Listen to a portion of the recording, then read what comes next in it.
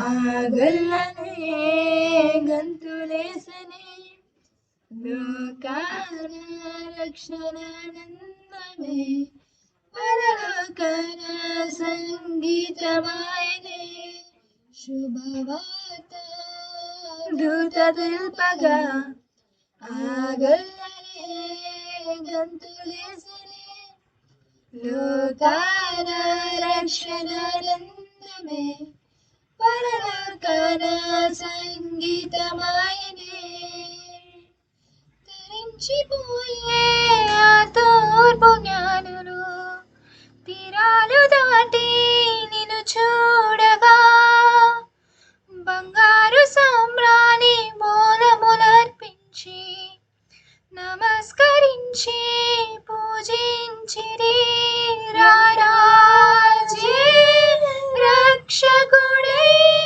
మన కోసం జన్మించరని శుభవార్త దూత తెలుపగా ఆగల్లనే గంతులేసనే లోకాన రక్షణానందమే పరలోకన సంగీతమాయనే శుభవార్త దూత తెలుపగా ఆగల్లనే గంతులేసనే లోకాన రక్షణానందమే పరలోకన సంగీతమాయనే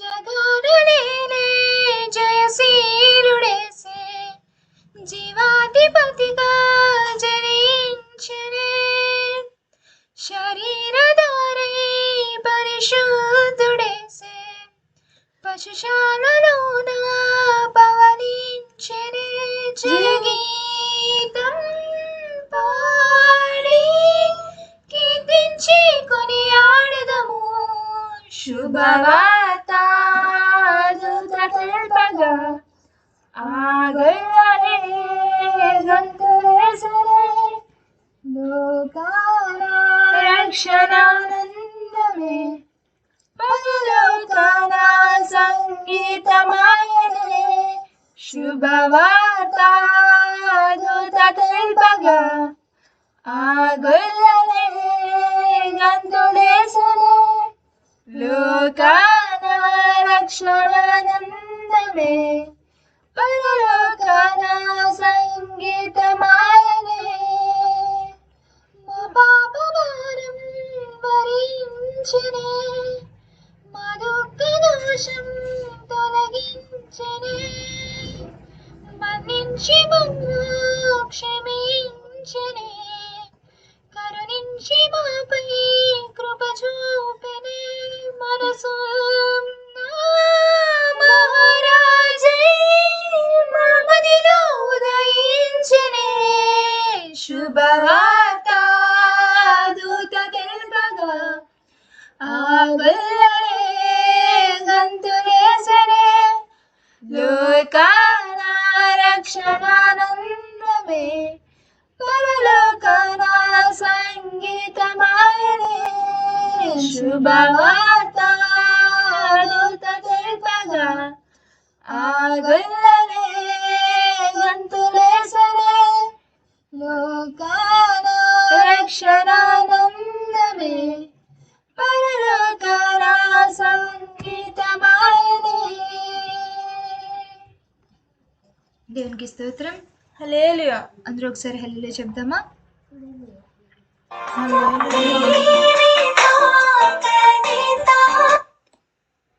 హల్లెలూయా. ఈరోజున ఎవరైనా ఏదైనా షేర్ చేసుకోవాలనుకుంటున్నారా?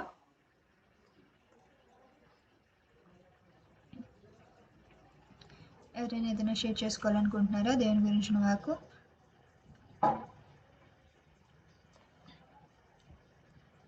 సరే, కొద్ది నిమిషాలు దేవుని వాక్యం విందాం. ముందుగా వాక్యలేఖనం చదువుకుందాం. లూకా సువార్త 2వ అధ్యాయము 20వ వచనంలో ఒకసారి ధ్యానించుకుందాం. అంతటా ఆ గొర్రెల కాపరులు తమతో చెప్పబడినట్టుగా తమ విన్న వాటిని కన్న వాటిని గురించి దేవుణ్ణి మహిమపరచుచు స్తోత్రము చేయుచు తిరిగి వెళ్ళిరి. అయితే ఈరోజు మనం ధ్యానించుకునే ధ్యానాంశం ఏమిటనగా క్రిస్మస్ కాంతులలో గొర్రెలు కాపర్లు చేసిన స్తుతి. ముందు పై వచనముల్లో గనక మనం చూసినట్లయితే 15వ వచనం నుంచే మనకు కనబడుతుంది. దూతలు వచ్చి గొర్రెల కాపర్లకు చెప్పగా వారు వెంటనే ఆ వార్త ఏమిటి అని చూడడానికి బెత్లెహేముకు వెళ్ళడము, వాళ్ళు చూసినది, వాళ్ళు వినినది అంతా కూడా వారు దారి పొడుగునా చెప్పుకుంటూ దేవుణ్ణి స్తుతి చేయుటూ రావడము మనకి పై వచనములలో కనిపిస్తుంది అనమాట. ముందుగా దేవుణ్ణి గురించిన వార్త స్తుతి చేస్తూ చెప్పింది ఎవరు అని మనం చూసినట్లయితే మనకి ప్రధానంగా దూతలు అనే వాళ్ళు కనబడతారు. దూతల తర్వాత దీనులైన గొర్రెల కాపరులైన వారు కనబడతారు. అయితే ఈ లూకాసు వార్త అంతటికి కూడా మనకి దేవుణ్ణి స్తుతించడము ఎక్కువగా కనబడుతుంది. లూకాసు వార్త అనేక వచనములలో దేవుడు చేసిన కార్యములను బట్టి, దేవుడు చేసిన అద్భుతములను బట్టి మేలు పొందిన ఆయా జనులు దేవుణ్ణి బహుగా స్తుతించడము మనకు కనబడుతుంది. కొన్ని ఉదాహరణలు కనుక మనం లూకాసు వార్త నుంచి కనుక మనం చూసినట్లయితే లూకాసు వార్త 1వ అధ్యాయము 64వ వచనంలో మనకు కనబడుతుంది. ఏమని? వెంటనే నోరు తెరవబడి నాలుక సడలి అతడు దేవుని స్తుతించు మాట్లాడును. అయితే మూగవాణ్ణి దేవుడు కార్యము చేసి మాటలు వచ్చేలాగా చేసినప్పుడు అతడు వచ్చిన దాన్ని బట్టి దేవుణ్ణి ప్రైజ్ చేస్తూ ఉంటాడనమాట. ఎలాగన తన నోటి మాటలతో దేవుని స్తుతి చేయడము ఈ యొక్క లేఖనంలో కనబడుతుంది. అలాగనే లూకాసు వార్త 2వ అధ్యాయం 13వ వచనంలో మనకు కనబడుతుంది కదా, సైన్యములకు యెహోవా పరిశుద్ధుడు పరిశుద్ధుడు అని దేవదూతలు గలమెత్తి స్తుతి చేయడం మనకు కనబడుతుంది. అలాగనే లూకాసు వార్త 5వ అధ్యాయము 25-26 వచనములో కుష్ఠవ్యాధి రోగి దేవుడు స్వస్థపరచగా అతడు తన పరుపెత్తుకుని పోయి దేవుని స్తుతి చేయడము, ఆయనకు ఘనత తీసుకురావడం కనబడుతుంది. అయితే ఈరోజు మనం వాక్యంలో ధ్యానిద్దాం. దేవుణ్ణి ఎలాగున స్తుతి చేయాలి, ఎలాగను స్థుతి చేస్తే దేవునికి మనము ఇష్టలు కాగలుగుతాము అన్న విషయాలను మనం ఈరోజు క్లుప్తంగా చూద్దాం. మొదటిగా కీర్తనల గ్రంథము 3వ అధ్యాయము 3 వచనంలో మనం చూసినట్లయితే మొదటి మాటలో మనకు కనబడుతుంది. ఏమని?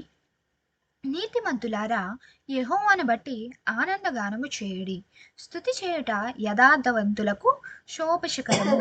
ఇక్కడ మనకు కనబడుతుంది కదా, చాలా మంది హ్యూమన్స్ అందరికీ కామన్గా ఉండే ప్రాబ్లం, వాళ్ళకున్న ప్రాబ్లమ్స్ ప్రతి ఒక్కరికి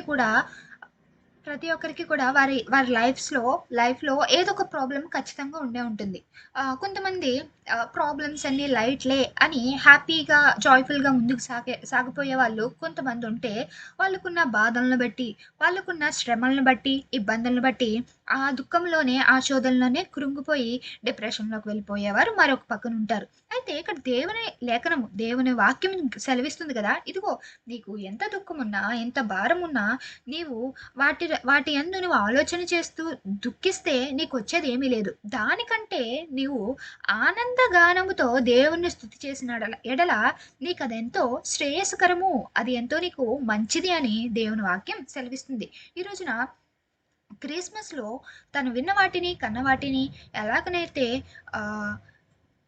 ఇది గొర్రెల కాపరులైన వారు దారి పొడుగునా స్తుతి చేస్తూ వచ్చారో, అలాగనే మనము కూడా మన జీవితంలో మనము ఎదుర్కొన్న బాధలను, దుఃఖమును బట్టి చింతించకుండా మనము మనకి ముందు బెటర్ ఫ్యూచర్లో దేవుడు మరింత గొప్ప దీవెని ఇవ్వబోతున్నాడన్న హోప్తో, ఆనందంతో దేవుణ్ణి స్తుతి చేయవారుగా ఉండాలని ఈ రోజున మనం మొదటి వాటగా చూడవచ్చు.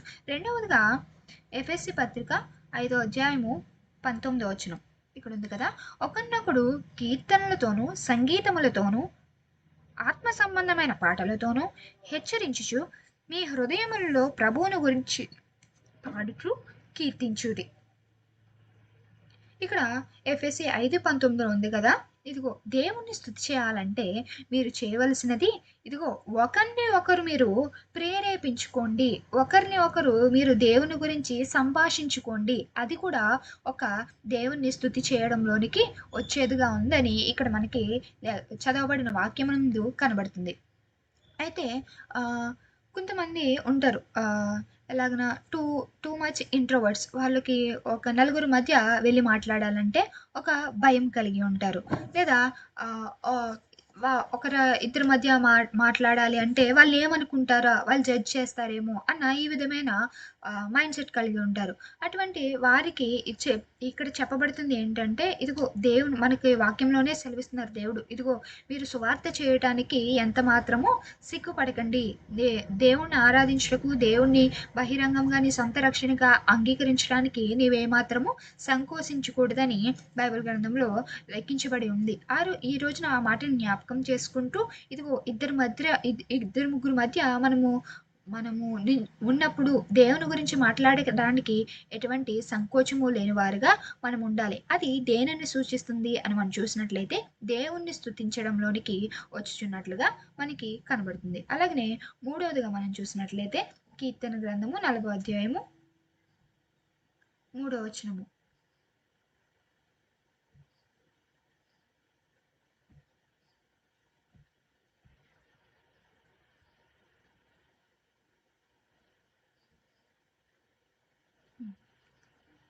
తనకు స్తోత్ర రూపముగాను కొత్త గీతమును మన దేవుడు నా నోట నుంచెను. అనేకులు దాన్ని చూచి భయభక్తులు కలిగి యెహోవా యందు నమ్మిక ఉంచెదరు. ఇక్కడ మూడవదిగా మనం గమనిస్తున్నప్పుడు రెండవ మాటలో మనకుంది ఏమని, ఒకరినొకడు పురుగొనుకొని దేవుని గురించి సువార్త చాటి చెప్పండి, అది దేవునికి స్తుతి ఇష్టమైనదిగా ఉంది అని మనం చూసాం. ఈ రోజున మనం భయపడుతున్నామేమో, ఇద్దరిలో ముగ్గురిలో మాట్లాడటానికి భయపడుతున్నామా? అయితే ప్రభు అంటున్నారు దీనికి కూడా ఒక సొల్యూషన్ ఉందని. కీర్తన 43లో మనకు కనబడుతుంది. అదేంటంటే, నీ ప్రవర్తన ద్వారా, నీ క్రియల ద్వారా దేవునికి స్తుతి కలుగులాగున నువ్వు బిహేవ్ చేసినట్లయితే, నువ్వు ప్రవర్తించినట్లయితే, నిన్ను మార్చుకున్నట్లయితే అది కూడా దేవునికి మహిమకరంగా ఉందని మనకు కనబడుతుంది. ఎలాగనా, ఇప్పుడు మనం అందరం కూడా ఎడ్యుకేషన్ ఫీల్డ్‌లో ఉన్నాము. అందరం మన ఎడ్యుకేషన్ కంప్లీట్ అయ్యేసరికి ఒక జాబ్ ఫీల్డ్‌లోనికి, ఒక జాబ్ రోల్‌లోనికి ఖచ్చితంగా మనం రాబోయే వారిగా ఉన్నాము. అయితే అక్కడ పరిచయమయ్యే కొలీగ్స్ కానీ, పరిచయమయ్యే ఫ్రెండ్స్ కానీ, ఆహ్, కొన్ని బయటకి వెళ్తున్నాం, లేదా పలానా సిటీస్‌లో ఎక్కువ ఏముంటుంది, పబ్ కల్చర్ ఉంటుంది. అక్కడికి వెళ్ళేసరికి ఇలాగ వీకెండ్ చిల్ అవ్వడానికి అక్కడికి వెళ్తున్నాం, లేదా ఇక్కడికి వెళ్తున్నాం అన్నప్పుడు దేవుని కుమార్తెగా, దేవుని కుమారుగా నీవు ఎంతవరకు ఔట్ సైడ్ వాళ్ళని రిస్ట్రిక్ట్ చేస్తున్నావు? లేదా ఎంతవరకు నిన్ను నీవు త్రోవ తప్పిపోకుండా రిస్ట్రిక్ట్ చేసుకుంటున్నావు అనేది నీ బిహేవియర్‌లోకి వస్తుంది. దాన్ని బట్టి అప్పుడు నువ్వు చెప్పగలగాలి ఖచ్చితంగా. నేను నా ప్రియ యేసుక్రీస్తు ఒక కుమార్తెను లేదా కుమారుణ్ణి. నేను ఈ విధమైన లోకానుసారమైన క్రియలలో ఏమాత్రం పాలు పంపులు పంచుకోను నేను. ఇలాగనే నేనుంటాను. ఇదే నా దేవునికి ఇష్టమని ధైర్యంగా మనం చెప్పగలిగినట్లయితే, అది మన యొక్క ఆహ్, క్రీస్తు పట్ల ఉన్న మన యొక్క ప్రవర్తనని, ఆయన పట్ల ఉన్న మనం కలిగి ఉన్న భయభక్తులను సూచిస్తుండగా మనం గమనించగలమనమాట. నాలుగవదిగా చూసినట్లయితే కీర్తన 149 అధ్యాయము 1 వచనము. యెహోవాను స్తుతించుడి, యెహోవాకు క్రొత్త కీర్తన పాడుడి, భక్తులు కూడుకొని సమాజంలో ఆయనకు స్తోత్ర గీతము పాడుడి. నాలుగవదిగా మనం చూసినట్లయితే, ఇదిగో ఈ దేవుని గురించిన కొత్త కీర్తనలు అంటే సమాజముగా కూడుకుని నువ్వు దేవుని గురించి ఘనపరుస్తూ, దేవుణ్ణి స్తుతిస్తూ, ఆరాధిస్తూ నీవు ఉండుట దేవునికి ఒక స్తుతి చేయడం లాంటిది అని ఈ వాక్యంలో మనకు తెలియబడుతుంది. అంటే సమాజముగా కూడుకుంటా అంటే ఎలాగునా, ఈ రోజున మనం అందరము ఎవ్రీ వీకెండ్ మాత్రమే చర్చ్‌కి వెళ్ళడం కాకుండా, ఒక సమాజంగా కూడుకుని ఈ విధంగా గ్యాదర్ అవుతూ దేవుని స్తుతిస్తున్నాం, దేవుణ్ణి ఘనపరుస్తున్నాం. ఇలాగనే చేయడం వల్ల ఏమవుతుంది, మనమందరము దేవునికి స్తుతి చేసే భాగ్యం ఒకటి మనకు కలుగుతుంటే, రెండవదిగా మనల్ని చూసి అనేకులు మారడానికి ఏర్పరచబడే మార్గము వేరొకరికి దొరుకుతుంది. ఎలాగనా, మనము ఇదంతా కూడా ఒక సెషన్ రికార్డ్ చేసి యూట్యూబ్‌లో అప్‌లోడ్ చేస్తున్నాం. అక్కడ మనం జాయిన్ అయ్యే ఈ 7 మెంబర్స్ మాత్రమే కాకుండా ఇంకా అదర్ దెన్ ఈ మీట్‌లో జాయిన్ అయ్యే పర్సన్స్ కూడా అందులో చూస్తున్నారు, దీవించబడుతున్నారు, ఆశీర్వదింపబడుతున్నారు. ఇలాగనే మనం సమాజంగా కూడుకొని దేవుని స్తుతి చేయడం ద్వారా మనము ఏ విధంగా దీవించి ఆశీర్వదింపబడుతున్నామో, ఏ విధంగా మనము అనేక విషయాల మీద, అనేక సమస్యల నిమిత్తము ప్రతిదినము ఈ విధంగా కూడుకొని ప్రార్థిస్తున్నామో, మనల్ని చూసి ఎదుటి వారికి కూడా ఒక నమ్మకము, ఒక బిలీఫ్ అనేది ఏర్పడడానికి ఇదంతా కూడా ఒక మూల కారణమై ఉంటదనమాట. ఈ రోజున మనం తెలుసుకున్నాం 4 ప్రత్యేకమైన మాటలు. దేవుని క్రిస్మస్ కాంతులలో గొల్లలైన వారు తను చూచినది, తము వినినది, కనినది ఎలాగనైతే వచ్చిన వారందరికీ చాటి చెప్పారో, అలాగనే క్రిస్మస్ మాసంలో ఉన్న మనమందరం కూడా ప్రత్యేకమైన 4 విషయాలుగా దేవుని స్తుతించాలని తెలుసుకుంటున్నాం. మొదటిగా ఆనంద గానముతో నువ్వెంత దుఃఖంలో ఉన్నా నీవు అదంతటిని వదిలిపెట్టి దేవుణ్ణి ఆనందగానంతో స్తుతించాలని తెలుసుకున్నాం. రెండవదిగా ఒకడు ఒకరినొకరు దేవుని గురించి చెప్పుకుంటూ ఆయనను స్తుతించాలి అని తెలుసుకున్నాం. మూడవదిగా మన ప్రవర్తన ద్వారా దేవుణ్ణి స్తుతించాలని తెలుసుకున్నాం. నాలుగవదిగా సమాజముగా కూడుకొని దేవుణ్ణి స్తుతించాలని తెలుసుకున్నాం. కనుక ఈ 4 మాటలు విన్న మనందరినీ దేవాతి దేవుడు దీవించును గాక. ఆమేన్. Thank you.